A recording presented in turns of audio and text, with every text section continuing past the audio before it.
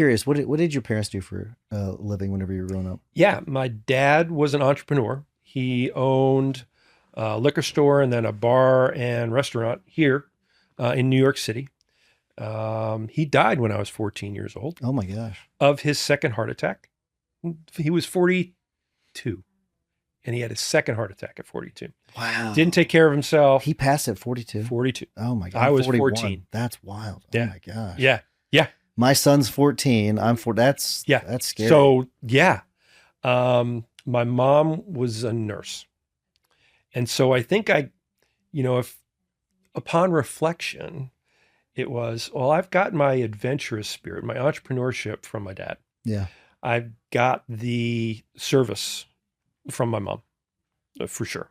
Yeah. Well, I was wondering because I wonder if any of the your upbringing had anything to do with any sort of limits you were placing on yourself. Oh, sure. Yeah. Yeah, 100%. I'll give you an example. I went to San Diego. I went to Southern California in 1986, August of 1986, from New Jersey for a week. I went home and I said, I'm leaving. I'm going to San Diego. I'm moving to San Diego. And if you don't understand that, then you've not been to New Jersey and you've not been to San Diego. I recommend you go to San Diego. New Jersey's great too. But as I was Halloween of 1986, October 31st of 1986, I was pulling out of the driveway, having said goodbye to my mom. And she said, you'll be back in 6 months. She didn't mean it in a derogatory way, I don't think. And to the day that she died, she refused to admit that she said it, but I remember it. And so that was part of it. My dad he was a hard man, hard to please, hard to communicate with, hard to have a relationship with. And he was hard on me as well. And so I think that was part of what created the soundtrack in my Hmm. head. That's kind of what I was getting to because I kind of wonder because my dad he's a mechanic. He's close to retiring. My mom, she had a daycare growing up, but Mhm. there were definitely some governors put on my thinking. I remember thinking I've talked about this before, but I remember thinking like $60,000 was like $1 million. You know what I Yeah, mean? Like, I'm I rich. mean, so much money. Hmm. I remember thinking like 35,000. Oh my, you make 35 grand. That's incredible. But it's weird how your world, like your whole perspective changes whenever you stop thinking so small. Yeah, Yeah. 100%. I have a client. He was a client, um, learned, grew, said, I want to go, the training wheels are off now. I'm going to go and use the things that I've learned with you and go and do this thing. Fantastic. Go do that, right? Coaching has a beginning, a middle, and an end. And then he came back to me. He's like, I want to work together again. So I had him walk through what his vision was for the next 3 to 5 years.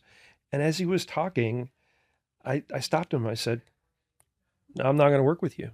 He said, why not? I said, because you're still playing small. And he was going from low seven figures to mid seven figures. I said, what is going to be required of you to get there? He's like, well, just, efficiency and harder work. And I'm like, I got to tell you, that doesn't excite me. And so we're not going to work together. He's like, well, what would it take? I said, well, you got to think bigger. So we continued our conversation. He got to a point where he was very, very uncomfortable. And he set a big goal of, 8 figures and a little bit. And I've been working with him now for 2 more years. But about, 12 months into this iteration, he actually wrote a post on LinkedIn talking about how I made him feel bad. I angered him because I said he was playing small. And I said, why did that anger you? Well, because I'm not a person who plays small. I've never played small my whole life. And now I am. And I don't understand why. And I don't like it. And I want you to help me understand that and to play bigger. Was that the equivalent of your mom saying you'll be back in 6 months? Yeah, I think it was. Right. You'll be back in 6 months, which is, you know, how dedicated are you to the thing? There's so much wrapped up into those few words. How dedicated are you to creating this life, John? Um, how much do you believe that you will do it? And how much will you come back to safety? Yeah. Right? There's so much wrapped up in just that statement. And boy, oh boy, I didn't move home after 6 months. Yeah.